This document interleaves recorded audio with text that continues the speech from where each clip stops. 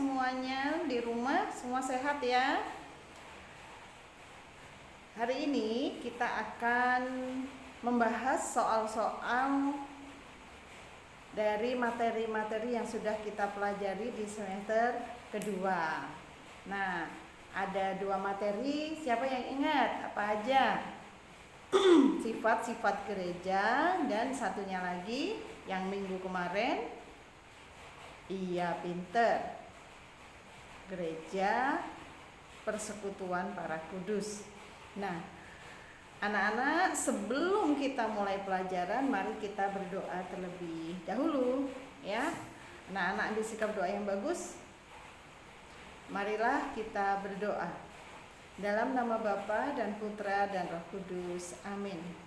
Tuhan Yesus yang baik, kami bersyukur karena Engkau tetap memberi kami kesehatan dan juga Engkau memberkati kami sehingga kami pagi ini dapat kembali belajar. Berkati kami supaya pelajaran hari ini berjalan dengan lancar dan kami dapat semakin memahami materi-materi yang telah kami pelajari di minggu-minggu sebelumnya. Semuanya ini kami haturkan kepadamu ya Bapa, dengan perantaraan Kristus Tuhan kami. Amin. Dalam nama Bapa dan Putra dan Roh Kudus. Amin. Nah, setelah kita berdoa, kita akan mulai langsung saja ya. Kita akan membahas soal sifat-sifat gereja. Dimulai dari soal yang pertama. Gereja merupakan kumpulan umat yang percaya kepada Kristus yang dipanggil untuk hidup berdasarkan ciri-ciri gereja. Nah, dalam bacaan kitab suci surat Korintus yang pertama bab 12 ayat 12 sampai 31 menekankan sifat gereja yang siapa yang tahu? Kudus dan Katolik, Katolik dan Kudus dan Apostolik, atau kudus dan Katolik, atau satu dan apostolik, atau satu dan kudus. Jawaban yang benar adalah satu dan kudus. Anak-anak tulis ya, atau beri tanda ya. Kalian bisa membuka lagi nggak soalnya? Ingat-ingat ya.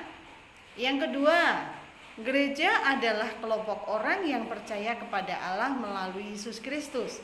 Dengan kata lain, gereja adalah jawabannya umat Allah. Umat Allah ya. Umat Allah itu adalah kelompok orang yang percaya kepada Allah melalui Yesus Kristus. Oke, sekarang kita lihat soal ketiga. Dalam tata perayaan Ekaristi, setelah khotbah atau homili, umat diminta untuk memperbaharui iman kepercayaan dengan mengucapkan credo.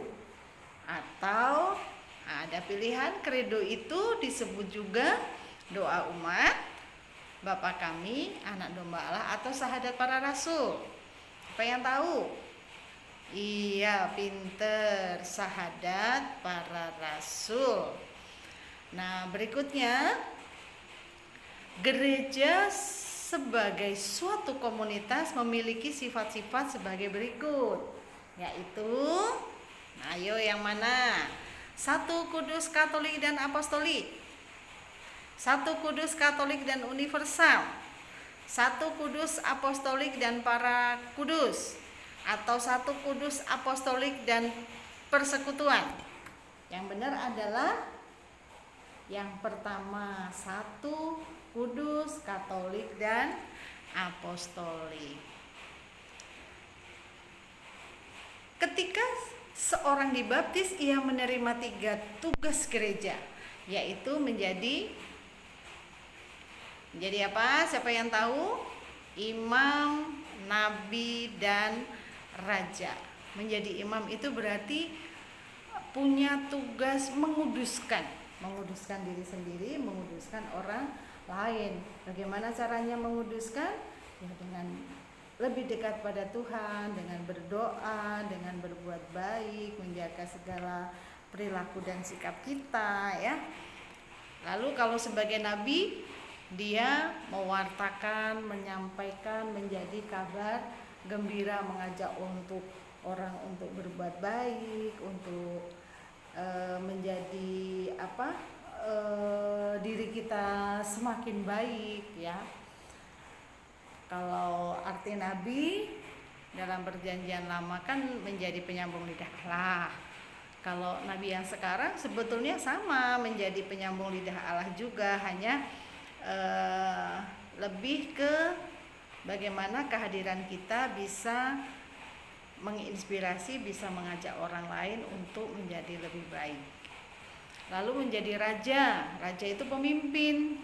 Ya, kita punya tugas untuk memimpin. Yang pertama adalah harus bisa memimpin diri sendiri. Misalnya belajar tanpa harus disuruh. Mas, saya mau belajar, mas, saya mau kerjain tugas, nggak usah disuruh lagi. Itu udah menjadi raja. Oke, lanjut. Berikutnya, untuk menjadi anggota gereja, seseorang harus terlebih dahulu mendaftar, dibaptis, beli baju putih atau menikah. Harus dibaptis. Siapa yang membaptis? Anak-anak tahu siapa? Pastor atau imam atau romo. Tahu bagaimana cara membaptisnya pastor atau imam? Kata-katanya itu sama di seluruh gereja Katolik dimanapun berada. Aku membaptis kamu dalam nama Bapa dan Putra dan Roh Kudus. Itulah rumusan kalimat dalam pembaptisan. Jelas ya? Oke, kita lanjutkan lagi. Gereja dibangun atas dasar para rasul dan nabi dengan Kristus Yesus sebagai batu penjuru. Berarti gereja bersifat para rasul itu apostolik, dari kata apostolos, ya, para rasul. Berikutnya, gereja lahir, berpusat dan bersumber pada misteri titik-titik Kristus. Untuk mengisi titik-titik itu apa? Paskah, kelahiran, pembaptisan atau hidup? Jawaban yang benar adalah misteri Paskah Kristus. Kenapa Paskah, Bu? Paskah itu kebangkitan Kristus. Jadi dengan Kristus bangkit, iman gereja sungguh bertumbuh. Karena dengan kebangkitan Kristus sungguh-sungguh membuktikan bahwa Kristus adalah Tuhan. Ya. Oke, lanjut. Sebagai anggota gereja, kita diharapkan mampu menjalankan tugas atau kewajiban kita dengan penuh ada iman dan tanggung jawab, cinta dan semangat, harapan, sukacita. Jawaban yang paling tepat dari semua pilihan yang baik adalah iman dan tanggung jawab. Iman dan tanggung jawab, ya. Berikutnya, dalam Ekaristi dirayakan peristiwa sengsara, wafat, dan kebangkitan Yesus Kristus dalam rupa. Nah, ini mudah sekali. Tahu? Ayo, siapa yang tahu? Iya, pinter. Dalam rupa roti dan anggur. Ya. Berikutnya, persekutuan semua umat beriman kepada Kristus disebut, ini adalah mudah sekali, Bu, disebut gereja. Disebut gereja. Syarat untuk dibaptis adalah bukan dewasa, jelas. Nah, anak kan boleh. Bahkan minggu yang lalu Ibu ikut hadir dalam pembaptisan bayi. Berikutnya, jawaban yang tepat kalau sudah dewasa itu jelas salah. Yang benar adalah percaya pada Yesus. Percaya pada Yesus. Kalau orang sudah percaya pada Tuhan Yesus, dia mau menerima pelajaran untuk mengenal Tuhan Yesus lebih dekat, mengenal cara hidup dalam gereja, mengenal Alkitab, baru dia bisa dibaptis. Jadi untuk jadi Katolik tidak mudah, tidak bisa dalam waktu sekejap, sehari, seminggu, sebulan, nggak bisa. Harus pelajaran dulu, bahkan pelajarannya bisa 1 tahun, ya, supaya benar-benar paham. Nah, sekarang cara hidup jemaat perdana yang pantas kita teladani apa saja? Ini yang ditanyakan, kecuali. Kecuali apa? Nah, ini sudah ada tandanya. Kecuali mengajak semua orang masuk ke dalam gereja. Jadi cara hidup jemaat perdana yang pantas kita teladani adalah bahwa segala kepunyaan mereka menjadi kepunyaan bersama. Setiap hari berkumpul untuk memecah roti dan berdoa, kemudian bertekun dalam pengajaran rasul-rasul dan bertekun dalam persekutuan. Oke. Berikutnya, Ekaristi menjadi pusat seluruh kehidupan. Kehidupan siapa? Kehidupan umat Kristen. Berikutnya lagi, kita dapat melayani Tuhan dengan cara membantu sesama yang dekat dengan kita, kan ya? Yang selalu menolong kita? Tidak juga. Yang aktif dalam kegiatan gereja? Bukan juga. Maka jawaban yang tepat adalah mereka yang miskin dan terlantar. Oke, anak-anak. Kita untuk membahas materi atau soal-soal sifat-sifat gereja sudah, ya. Jadi sifat gereja ada 4. 1, kudus, katolik, apostolik. 1 berarti gereja mengakui 1 baptisan, 1 Tuhan. Kudus, bahwa dalam gereja merupakan suatu upaya untuk pengudusan, saling menguduskan, mencari kekudusan. Bagaimana caranya gereja untuk mengupayakan suatu kekudusan, bahwa kekudusan menjadi tujuan gereja dengan adanya pelayanan 7 sakramen. Jadi ada sakramen-sakramen dalam gereja. Ada sakramen baptis, sakramen pengakuan dosa, sakramen ekaristi, sakramen krisma, sakramen imamat, sakramen perkawinan, sakramen pengurapan orang sakit. Nah, dari 7 sakramen ini ada 1 sakramen yang menjadi pusat hidup umat Katolik, yaitu atau umat Kristen ya, yaitu Ekaristi, di mana roti dan anggur berubah menjadi tubuh dan darah Kristus. Nah, baik, setelah sifat-sifat gereja selesai, kita akan lanjut saja ke soal gereja persekutuan para kudus. Gereja persekutuan para kudus, bahwa dalam gereja mengakui suatu persekutuan. Tadi kan udah Ibu sampaikan tujuan gereja adalah untuk kekudusan. Oh iya, tadi belum disebutkan Katolik ya. Katolik itu artinya umum, universal, sama. Jadi makanya dalam gereja Katolik tata upacara dalam ekaristi, dalam doa-doa itu sama. Mau ibadah atau misa di Palembang, mau di Jakarta, mau di Jawa Timur, mau ke luar negeri itu sama. Hanya bahasanya mungkin yang berbeda. Kalau apostolik itu gereja yang didirikan berdasarkan iman para rasul. Nah, Ibu sudahi yang arti keempat sifat gereja. Sekarang kita menuju ke gereja persekutuan para kudus. Nah, kita masuk soal yang pertama. Yesus menggambarkan dan mengambangkan pengikutnya seperti anak dan bapak. Iya. Kemudian yang kedua, nah ini gimana ini, Bapak lah ya. Yang kedua, dalam persekutuan gereja mereka dipersatukan oleh iman akan, maksudnya mereka itu anggota gereja ya. Anggota gereja itu dipersatukan oleh iman akan siapa? Kan gereja, Roh Kudus, para rasul atau Yesus Kristus.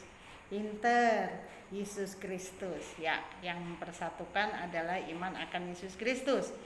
Yang ketiga, cara hidup kelompok biarawan biarawati ditandai dengan yang mana? pertama yang A ya, mengikrarkan kaul-kaul. Ya, ini cara hidup kelompok biarawan biarawati. Mereka ada kaul. Kaul itu apa sih, Bu? Kaul itu sama dengan sumpah, ya. Kaul berjanji. Nah. Berikutnya, salah satu tugas gereja yang dapat dilakukan oleh kaum awam antara lain, awam ya, awam itu berarti yang bukan hierarki, bukan biarawan biarawati. Awam itu termasuk UIS ya. Mama papamu itu adalah D, mengajar agama.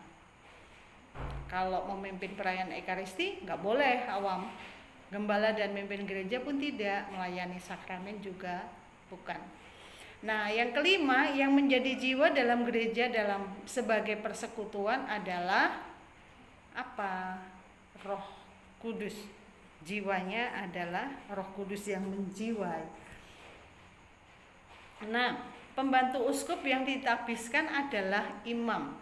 Selain imam, sebetulnya ada diakon, calon imam.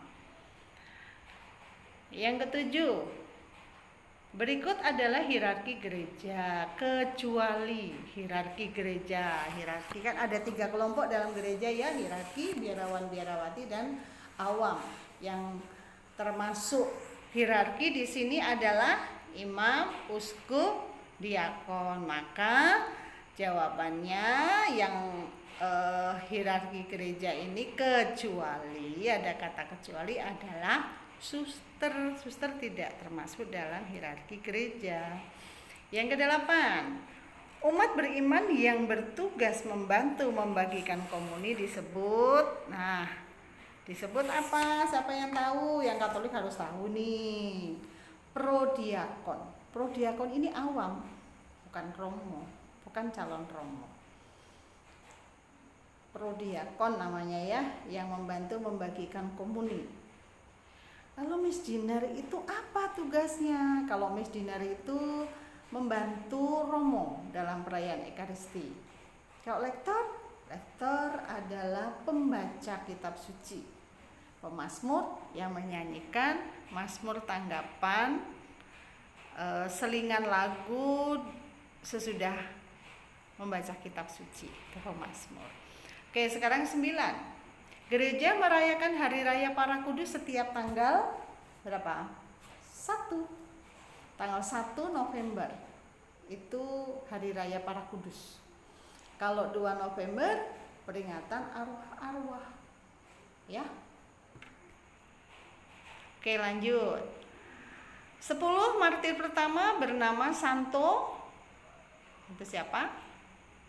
Pinter, benar sekali, Santo Stefanus. Dia yang dilempari batu sampai mati ya oleh Paulus sebelum bertobat. Saulus namanya ya. Saulus lah yang memimpin. Nah, 11. Berikut 3 kelompok besar atau cara hidup dalam gereja Katolik. Nah, itu yang Ibu sebut tadi. Maka jawabannya jelas, sudah dijelasin di depan kan. Hierarki, biarawan, biarawati, dan awam. 12. Orang kudus perempuan disebut santa. Kalau santo, santo itu orang kudus laki-laki. Kalau santi, nama tetangga saya. Kalau beato, calon, udah termasuk orang kudus, dia calon santa ya, yang masih dalam penyelidikan. 13. Berikut 3 kaul yang diikrarkan oleh kelompok biarawan biarawati kecuali kemiskinan, itu kaul. Kemurnian, kaulnya biarawan biarawati. Ketaatan juga itu yang diucapkan dalam kaul. Maka yang bukan termasuk kaul biarawan biarawati atau sumpah biarawan biarawati adalah kebersamaan. Yang ke-14, dalam persekutuan para kudus, gereja mengakui suatu ikatan antara orang yang hidup dan yang mati, yang disebut yang mana yo? Yang D.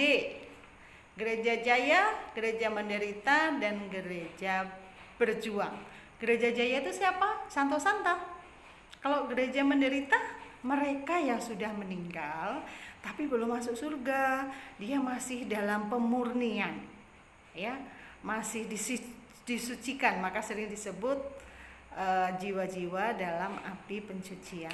Kalau berjuang, kita yang hidup di dunia sedang berjuang untuk selalu memenangkan Tuhan. Yang terakhir, tugas kelompok umat awam, kaum awam adalah A, jawabannya jelas, meresapkan nilai-nilai Injil dalam hidup sehari-hari, ya. Meresapkan nilai-nilai Injil dalam hidup sehari-hari. Nah, itulah anak-anak pembahasan soal dari Ibu. Semoga kalian semakin memahami. Minggu depan kita akan PH 2 materi ini, dan Ibu akan memberikan soal yang lebih bernarasi, ya.